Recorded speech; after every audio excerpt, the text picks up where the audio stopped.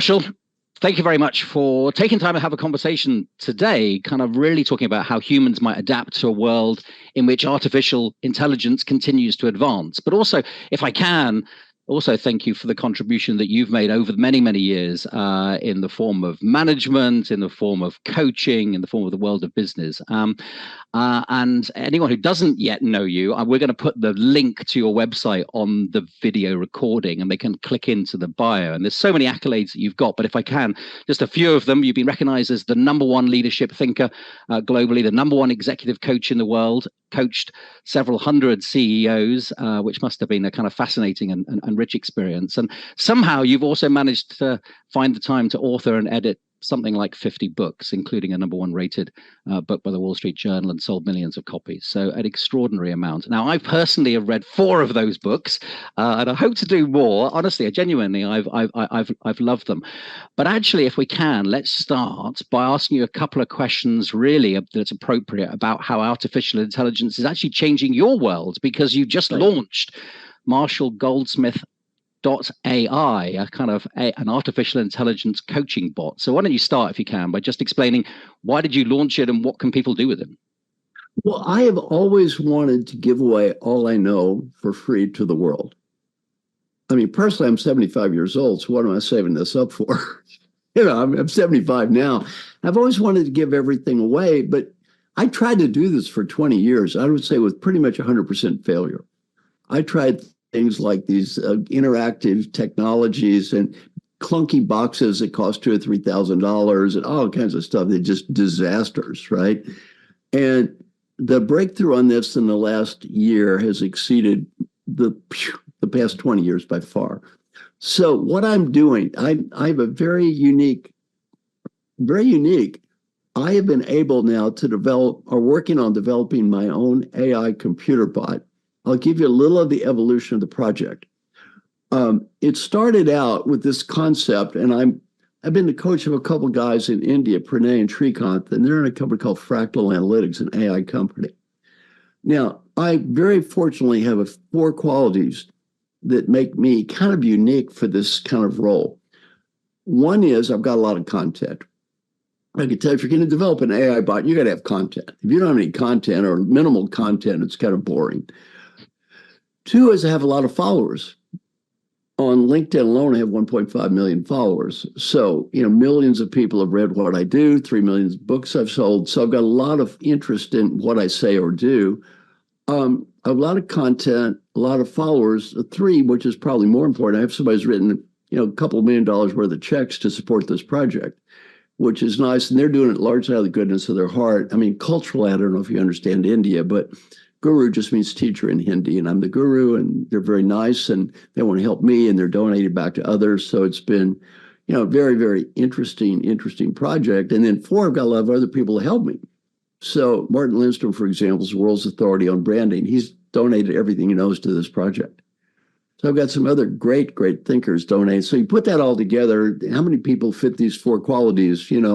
Content, followers, somebody writing checks, and friends. I'm about it, right? There's not millions of people out there like that. Now, what do I know and what do I not know? I know a lot about the depth of understanding what these things are like from a human dimension. I'm going to give you my fantasy in the beginning of where it is now. Originally, my goal with this thing was to teach everybody everything I know to people. And looking back on it, the goal was too low. It's gone way beyond my original goal. My goal was it would answer any question you asked me as well or better than I could 75% of the time. It can now answer 100 times as many questions you might ask me, generally much better than I can. I'm not saying, by the way, this in any way to be modest. I'm not a modest person. It's just reality. The damn thing is amazing. So it's really evolved and even in the last 2 to 3 months at a level that looks like this. So I would say for me, this is not just an abstraction or intellectual project. It's me. Yep. Now I'm going to ramble a little bit, but most AI bots are giving you a consensus answer. they're pretending not to be biased. If you know what happened recently with Gemini, that pretense kind of got shot. They're incredibly biased based on the people that are programming them. So they either give you a consensus answer or a biased answer. Yep. But there's almost no such thing as an unbiased answer. The thing that I'm doing is it's my answer. Now, I'm not saying it's the right answer or the wrong answer. My old mentor, Dr. Paul Hersey, taught me a great lesson. He said, use operational definitions. Okay, let's say you ask a computer about what is leadership. Fine. There's 20 different definitions of leadership, you could say, or 30. So what I do is I say, the definition I'm going to use is X. I'm not pretending it's good or right or better than anybody else's. It's just my definition. And saying, well, I disagree. Fine, you disagree. You define it as Y. That's fine. There's no use arguing about that. We just have different definitions. So what I'm developing is a computer bot that basically represents me. Now, if you're going to work in a corporation, you ultimately have to do the same thing. You ultimately have to develop a computer bot that represents what Citi thinks. Yep. And is speaking for Citi. And there's no such thing as unbiased and objective and all that stuff. When you even define a word, you're expressing an opinion. So it's been a really fascinating project. I've spent X hundred hours working on this thing. I have very limited understanding of the broader field of AI. I know nothing about the technology, but I do know a whole lot about the human dimension of what it's like. Because for me, this is my legacy project. Yeah. So this is not like some abstraction or theory. This is me. And this is basically, what's the definition of legacy? Being there when you're not there. Well, let me give you the sequence of this thing. Right now, it's very good on text. Within a couple of months, it's going to be, audio's probably going to be done. You can talk to it. By the end of the year, you're going to be able to talk to something that looks like me, sounds like me, will be virtually identical to me, and ask it any question, and it will answer in virtually any language around the world, instantaneously for free. So this is, reasonably mind-blowing. Now, one thing I want to say to help people understand this stuff is people get lost. They can't see the forest for the trees. Like I've explained this to people, I'll show them stuff and say, well, I'm not sure I agree with 0.5. I'm sitting there going, are you insane? Yeah. Do you realize what just happened here? You're talking about 0.5? This is huge. 0.5 doesn't matter. Yeah. This is huge. This is changing the world. And don't get lost on 0.5. I'm not sure I agree with 0.5 or see what, come on. Now, one final thing before we go back to dialogue here is I teach something called feed forward. I'm a Buddhist. Buddha said, only do what I teach if it works for you. If it doesn't work for you, just don't do it. I'm a proponent of feed forward. You ask for ideas, you listen, you say thank you. You get a great idea, you say thank you. You get a stupid idea, you say thank you. You don't have to do it, you're an adult. That's my whole philosophy on what I'm doing with the computer bot. The computer bot is designed to give you ideas. Costs nothing. What have you got to lose? You listen, you look at all the ideas, you say thank you. If it works for you, do it. If it doesn't work for you, ignore it. Fine. Nobody's going to make you do it. Now, I've got to say why anyone in the leadership development business or executive coaching business would not use this. There's only one word, ego. The only reason somebody wouldn't do this is ego. I use it with my own coaching clients.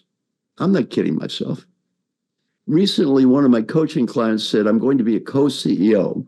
It's the largest children's hospital in America. Tell me all you know about being a co-CEO. What's good, what's bad, challenges. I go to the computer bot. He gives this amazing answer. Then he says, I'd like to go into more detail about the boundary issue. Another amazing answer. Well, then he says to me, well, what would you like to add? I make some modest addition here, which he pretends is deep and profound, just to make me feel good, I think.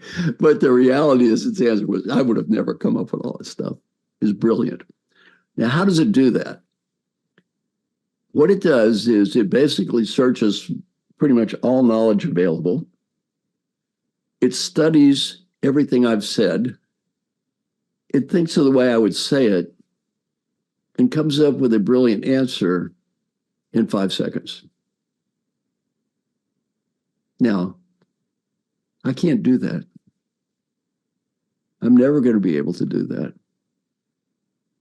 And when I started this project, my goal was here. Well, it's way, way, way above anything I ever dreamed of. I have no idea how this works from a technology point of view.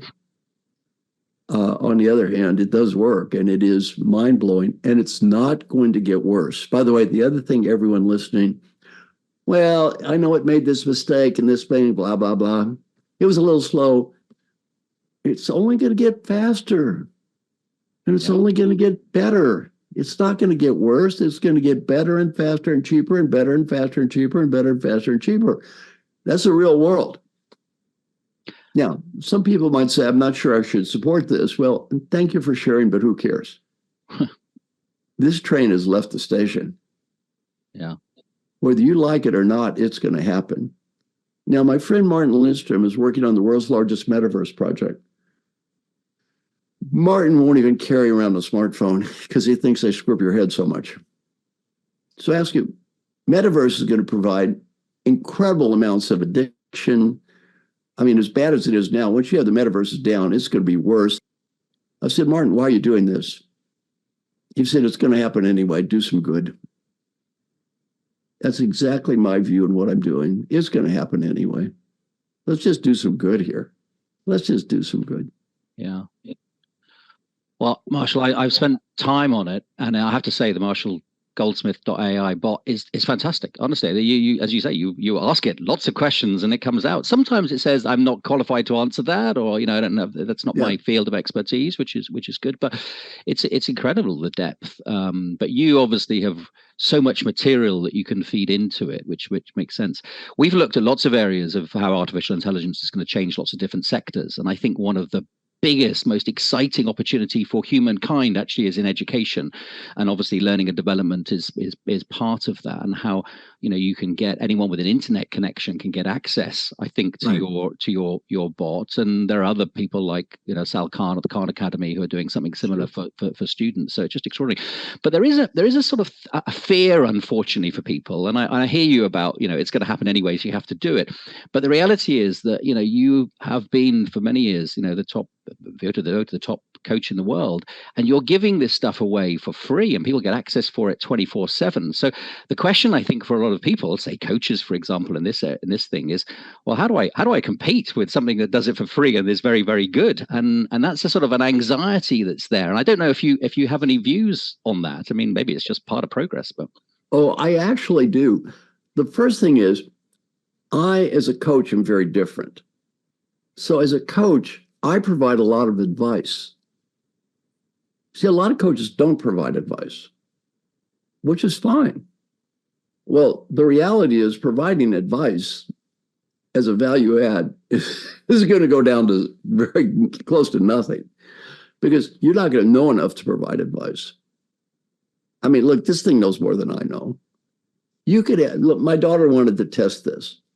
She wanted to trick it. She said, how is utilitarian philosophy related to your coaching process? It gave this brilliant answer. I don't know what utilitarian philosophy is. I mean, and people a guy wanted to hire me as a coach. He's a high-tech startup guy. He's not stupid, right? His company's valued $1.5 billion. He's going to be worth hundreds of millions by the end of the year. He didn't follow up for 6 months.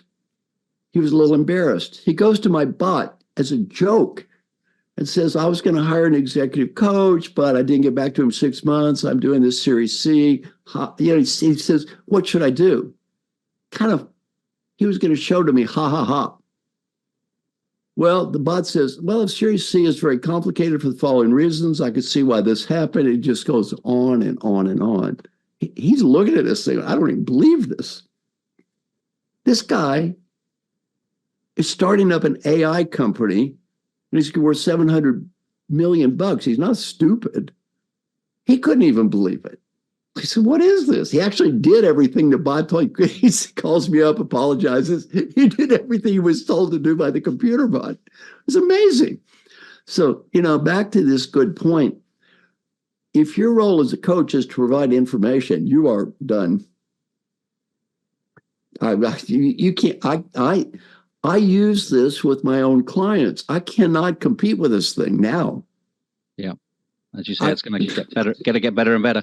So one of the things that you've built a career on, I think, is the fact that change is hard for people, and you try and help people navigate that change. What we're about to go through, probably in the world of work, is there's going to be a huge requirement to change for a lot of people. And the reason why I reached out is because in many cases, people actually don't even know what the skills of the future look like. So I'm sort of asking a few, significant people such as yourself. So I don't know if you have views on this, but the question, one of the questions is, and I had a couple of questions for you, but one of the questions is, what do you think the skills will be most important or valuable as artificial intelligence continues to advance? So let's go back and ask me only one question at a time, because I had trouble even doing with that. But let's go back to that. How is the world going to change? What is going to happen? What isn't going to happen? If you're a lawyer who's spending a lot of time reviewing legal journals and looking up stuff, you're done. I mean, you cannot compete. This thing will do it faster, better, and cheaper. If it can't today, it will by next year. You're finished. If you're a coach who's pretending to give management advice, good luck.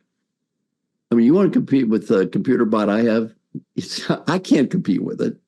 I got ranked #1 leadership thinker in the world and #1 coach. I can't compete with it. No offense, but you're not going to compete with it either. This is way over your head.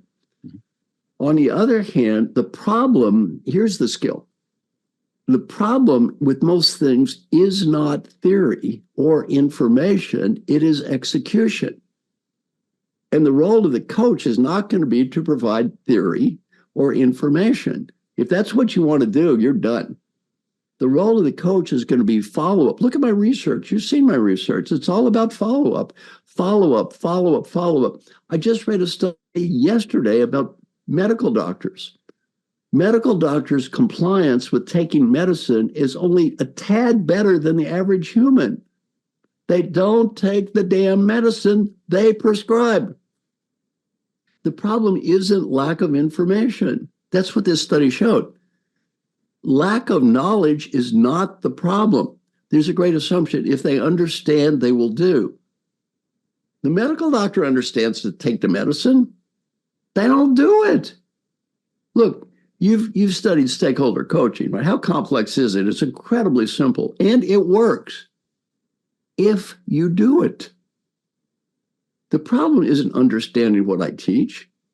You've read my books. Have I ever said anything complicated? I don't think so. I think a smart 18-year-old kid can understand anything I say. The problem is not understanding it. The only problem is execution. Back to the future, the goal of the future of the coach and the advisor or the leader is going to be execution, not theory. And if you want to pontificate and pretend you know things, you better find another job. Yep. That's not what you're going to be there for. You're going to be a facilitator.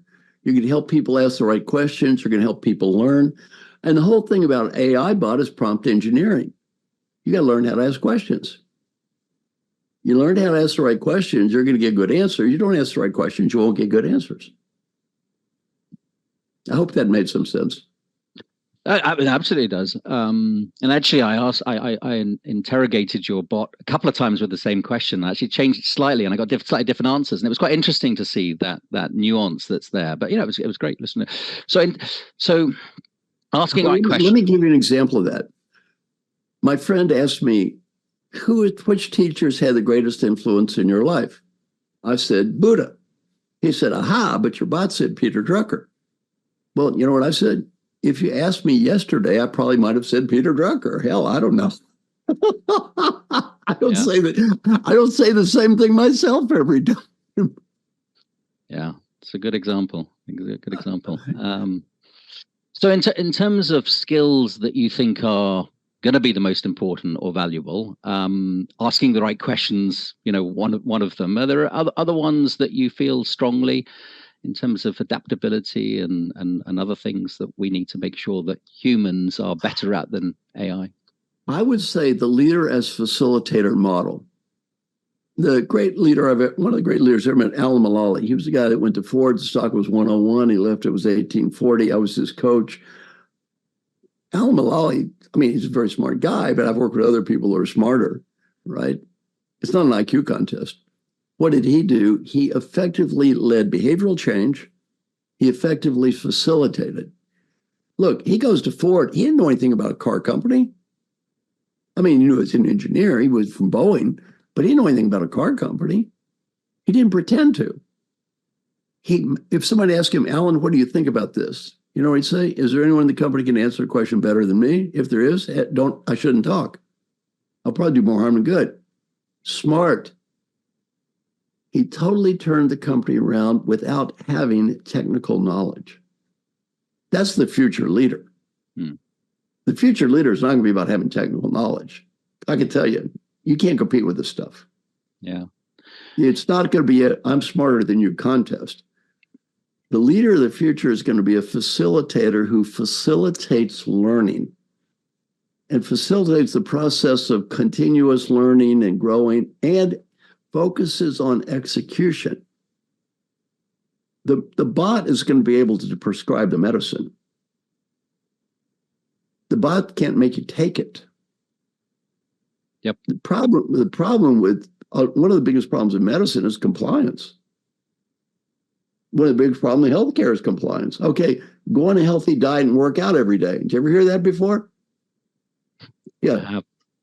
Yeah, let's see, eat fruits and vegetables, go on a healthy diet, work out, blah, blah, blah, blah, blah. Same stuff for years. Same stuff. And I know from some of your work that you're a great believer in accountability, even personal accountability, or the rules you set yourself each day and making sure that you're adhering to them, etc. So I have someone call me on the phone every day to make sure I do stuff. Yeah. Now, why? My name is Marshall. I'm too cowardly and undisciplined to do any of this crap by myself. I need help. It's okay. Who are we kidding? We all need help. I need help. You need help. We all need help. You know anybody that doesn't need help? We all do. Well, the future leader is a person that provides that kind of help. Not the person that has some theoretical understanding, because it's not going to be an IQ contest. EQ is already probably more important than IQ for people at the top, but it's going to be much more important. Because from an IQ point of view, you're not going to, I cannot compete. I'm not a stupid guy. I can't compete with this thing. Yeah. So EQ trumps IQ, potentially AQ, adaptability quotient, trumps EQ, the ability to adapt, to learn, to facilitate that change, behavior, etc. One of the problems that I think society might face is that change is quite difficult. And we've been measuring skills very often that are cognitive skills that are easy for people to process, but quite a lot of the sort of softer skills, whether it's facilitation or communication or adaptability, they're not very easy necessarily to measure. And we have an education system, starting at the bottom all the way through to lifelong learning, that it doesn't necessarily do this very well yet. But how do we prepare people for these type of skills that are going to be even more important as artificial intelligence moves forward? Do you have a view of how we do that? Now, as you say, I'm big on measurement. My feeling is you don't measure it, Peter Drucker. If you don't measure it, you can't manage it, right? I am totally big on measurement. Now, this is going to be incredibly painful for people in the leadership development space. Let me give you an example. No offense to any school, but is there any measure from any college that people who attended any of their programs got better at anything as judged by anybody other than themselves a year later? And the answer to that question is virtually zero. Now you might say, well, how do you measure it? It's not hard to measure. They don't want to measure it. Why? If you measure it, you learn a lot of people don't do anything. They go to programs, nod their head vigorously, and go back and act exactly the same way. They don't want to measure it. What do they measure? Did you eat? Was the food tasty? Did you like the speaker? And did you like your colleagues at the program? That's what they measure. You know why? That's what they are paid to measure. No offense, I doubt Citicorp's a whole lot better. Do you really want to confront people and say, are you changing? Or do you want to do programs that make people happy and they pat you on the head? The latter tends to win. Yeah. What? That's what you get paid for. Well, in the future, if you want to change behavior, you have to have accountability and you have to deal with reality. And it is hard. It is hard to do this stuff. It's easy to talk, blah, blah, blah, blah, blah. Taking responsibility is phenomenally difficult. It's much easier to be a victim in life, much easier to blame others. And it is hard to look in that mirror and take responsibility. Well, to me, my friend Alan, what do you do a great job of? Getting people to take responsibility week after week after week after week after week. And by the way, his management process is not rocket science. He published it. You can go to MarshallBot. It'll tell you all about it. He did. When he left Ford, they quit doing it. Why? So I went to MarshallBot to ask about this question, obviously, and asked about, the skills that'll be most important in the future.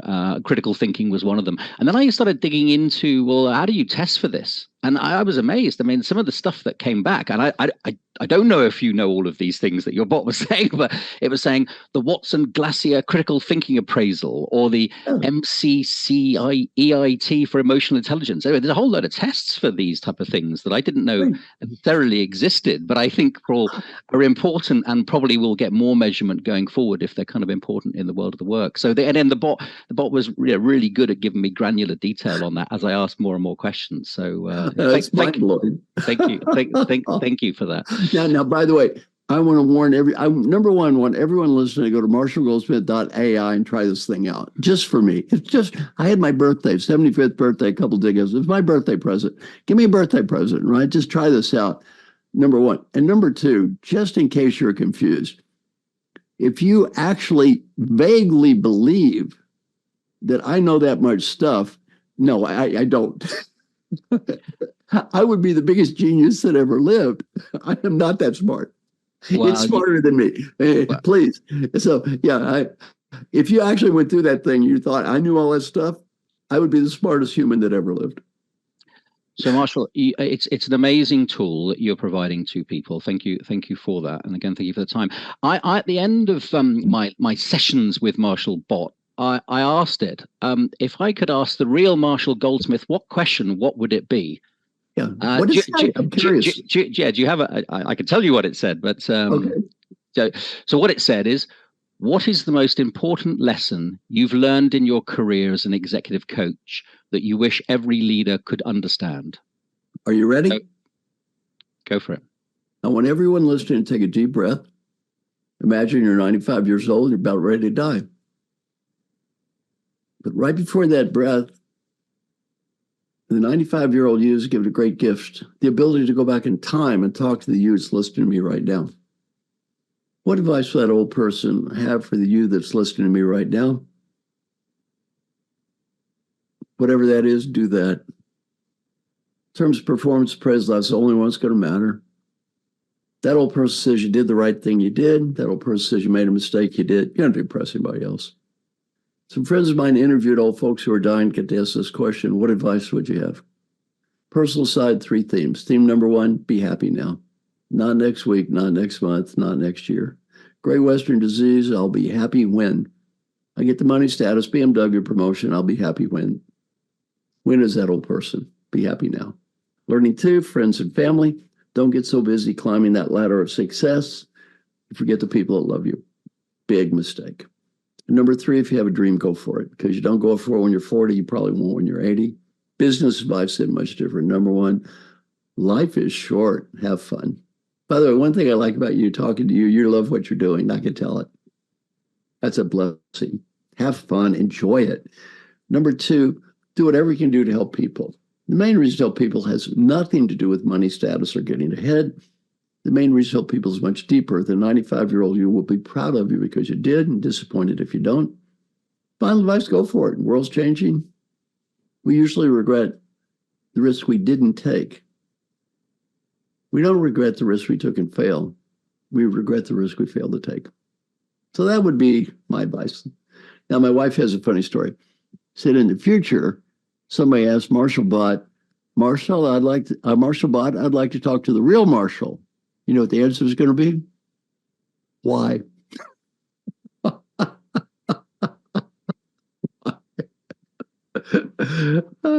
Well, I loved the answer that it gave me. I loved your answer more. Thank you. And I appreciate that. And I did also say how will it challenge CEOs and leaders? And one of the things it said having the ability to inspire and motivate human teams will become really important. And genuinely, you have inspired and motivated people and helped people change for a long time. Thank you for all of that. And your Marshall AI bot will stay with us and continue to improve. As you say, it's just going to get better and better. But Marshall, thank you for the time we've taken speaking today. Thank you so much.